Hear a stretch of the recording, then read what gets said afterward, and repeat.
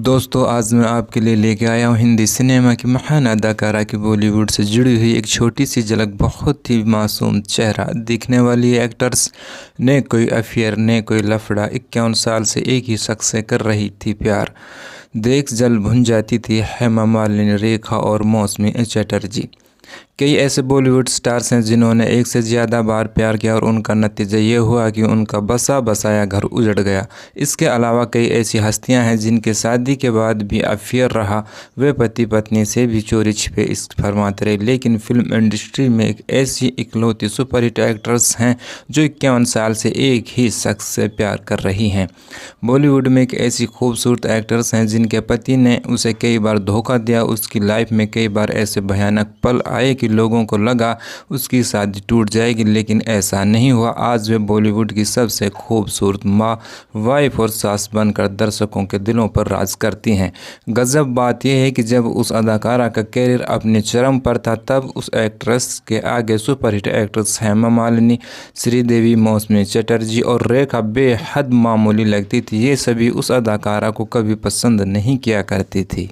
53 साल पहले बॉलीवुड को ऐसी एक्ट्रेस मिली जिसकी हाइट 5 फुट 2 इंच थी, लेकिन उसने अपने कम हाइट पर भी बॉलीवुड पर कई सालों तक राज किया। वो आज भी फिल्म इंडस्ट्री पर राज करती हैं। अब भले ही वो बेहद कम फिल्में करती हैं, लेकिन जब वह बोलते हैं तो पूरा देश उसे सुनता है। उसके आगे बड़े बड़े राजनेता, अभिनेता, डायरेक्टर और अन्य सितारों को बोलने से पहले कई बार सोचना पड़ता है। यहाँ बात हो रही है 1971 से 2023 तक फिल्मों में राज करने वाली खूबसूरत दिग्गज अदाकारा जया बच्चन की।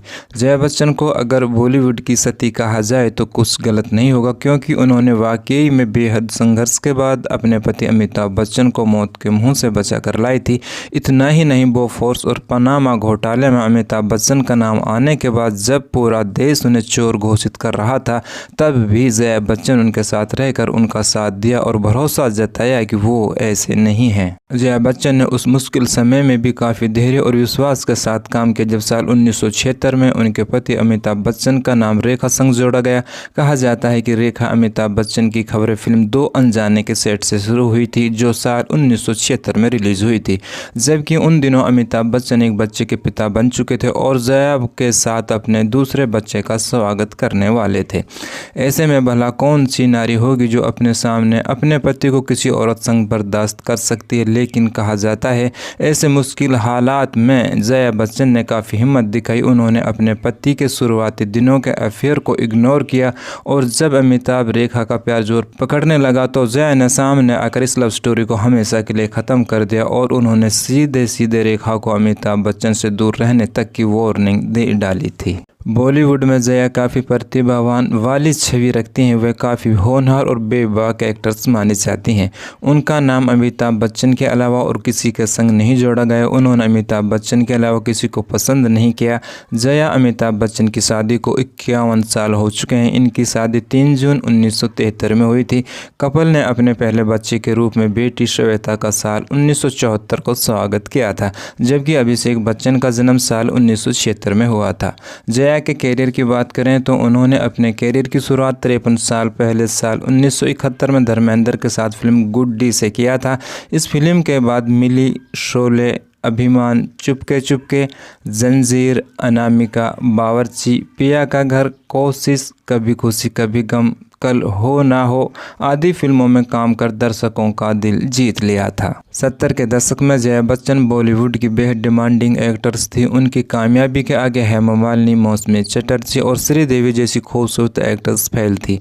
IMBD रिपोर्ट की माने तो इन सभी की लाइफ में कई बार ऐसा वक्त आया जब जया बच्चन ने इन्हें फिल्मों में रिप्लेस अपनी जगह बनाई थी। ये सभी प्रोफेशनल वजहों से एक दूसरे से बात करना पसंद नहीं करती थी। वे सभी जया बच्चन को अपना कॉम्पिटिटर मानती थी।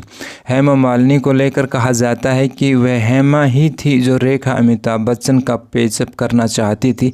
रेखा की बायोग्राफी लिखने वाले यासिर उस्मान ने अपनी किताब रेखा कैसी पहली जिंदगानी में लिखा है कि एक बार हेमा मालिनी ने रेखा को अमिताभ बच्चन से मिलवाने के लिए एक बड़े राजनेता से बात की थी।